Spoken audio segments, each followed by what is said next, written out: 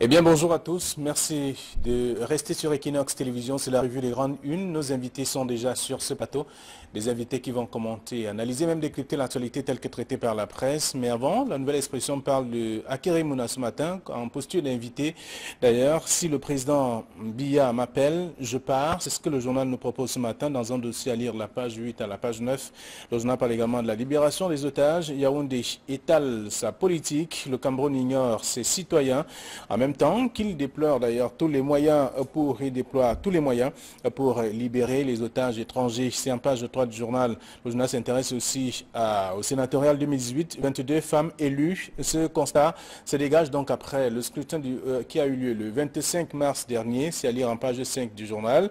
Et on peut également découvrir dans la nouvelle expression, on parle aussi de l'affaire Mutuelle Camer, du vaudour au tribunal.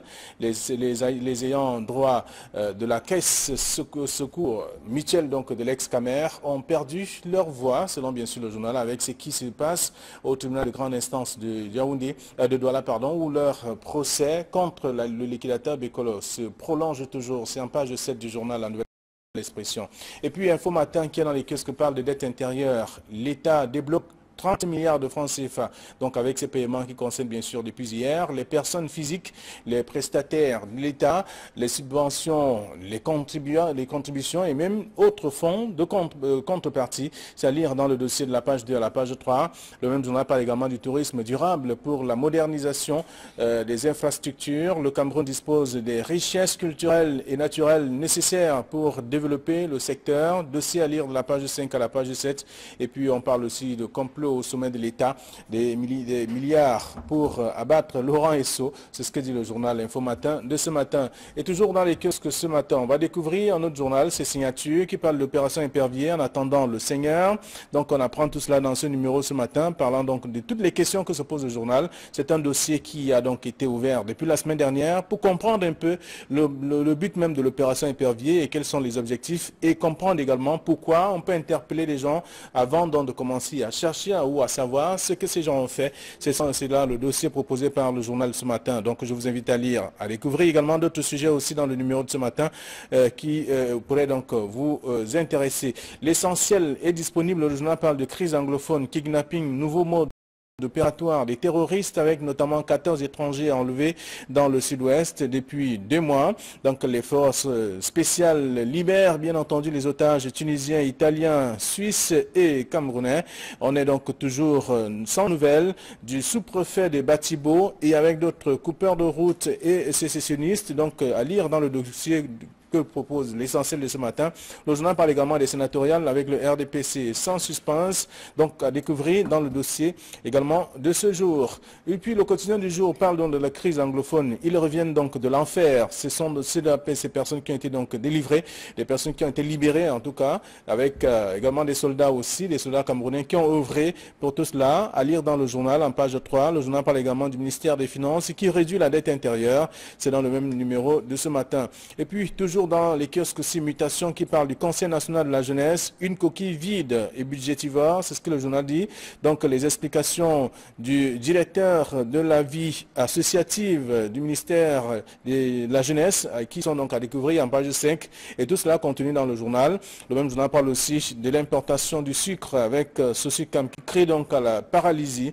Ils sont là autant d'informations à lire dans le journal. Cameroun Tribune parle des sénatoriales 2018. Le jour des résultats, c'est ce jour, le Conseil constitutionnel rend public donc ce jeudi le verdict officiel du scrutin du 25 mars dernier qui avait donc mis en compétition 9 partis politiques et bien d'autres informations à lire dans le journal. On attend donc de savoir quels sont les 70 sénateurs et également en attendant aussi les 30 autres qui seront nommés par le chef de l'État. Dossier à découvrir dans le journal Cameroun Tribune de ce matin.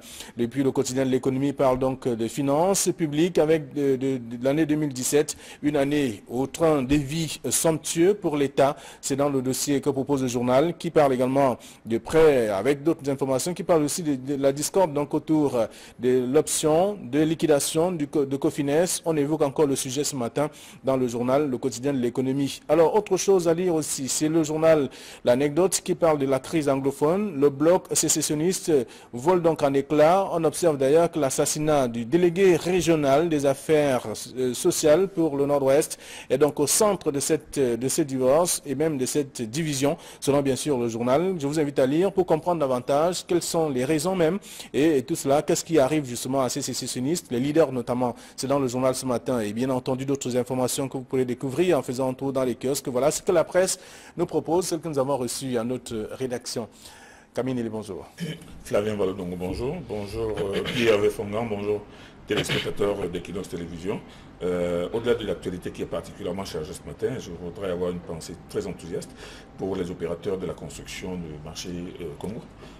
Donc Madame Brigitte Soponga, l'épouse Tsobdi, qui a rassemblé les journalistes il y a quelques jours pour leur montrer la réalité de ce chantier qui a suscité grincement de dents et vocifération pendant longtemps, mais qui reprend et qui reprend dans de très bonnes conditions. Moi, je pense que les commerçants du marché Congo pourront entrer dans leur droit d'ici la fin de l'année.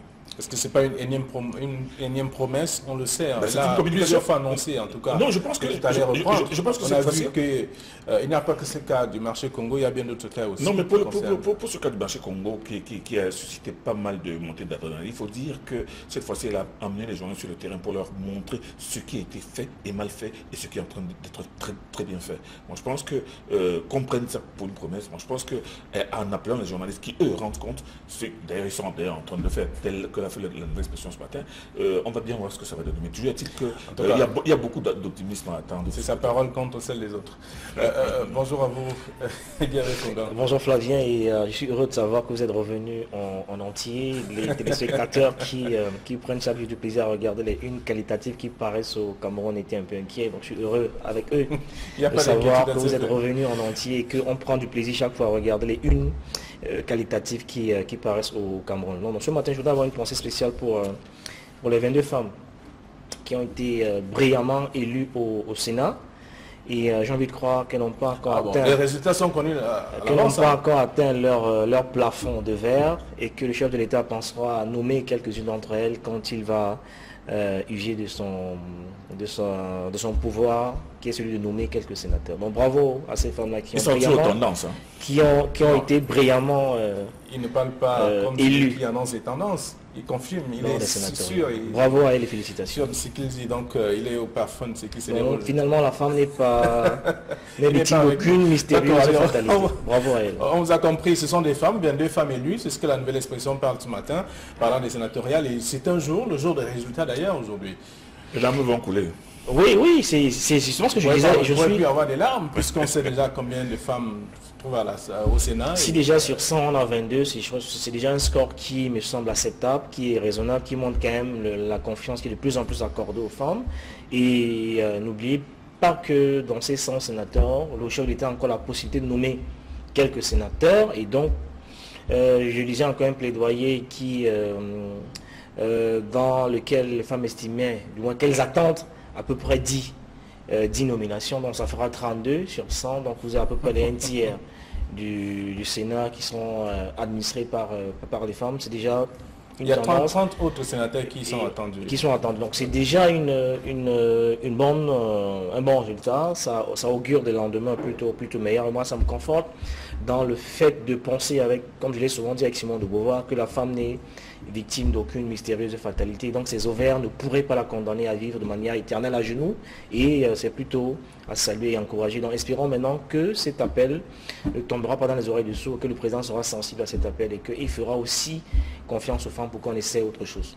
Alors la presse s'est appuyée sur les tendances ou simplement parce que c'est au lendemain de la dernière audience du Conseil constitutionnel qui a permis de savoir que les récriminations des uns des autres ont été rejetées, notamment du Social-Démocratique Front et de l'UDC. Oui, on l'a dit et on a vu comment la Cour constitutionnelle a sèchement rejeté les récriminations formulées par deux personnes de ces deux partis pour défaut de qualité. Bon, on aura bien le temps de se comprendre sur ce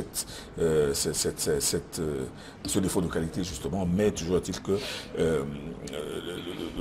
l'élection passée, on sait à quoi s'en tenir désormais. On a très bien vu comment ça s'est passé. Ce Sénat va approximativement refléter celui qui vient de passer avec une écrasante majorité du RDPC. Il n'y a rien de surprenant à cela.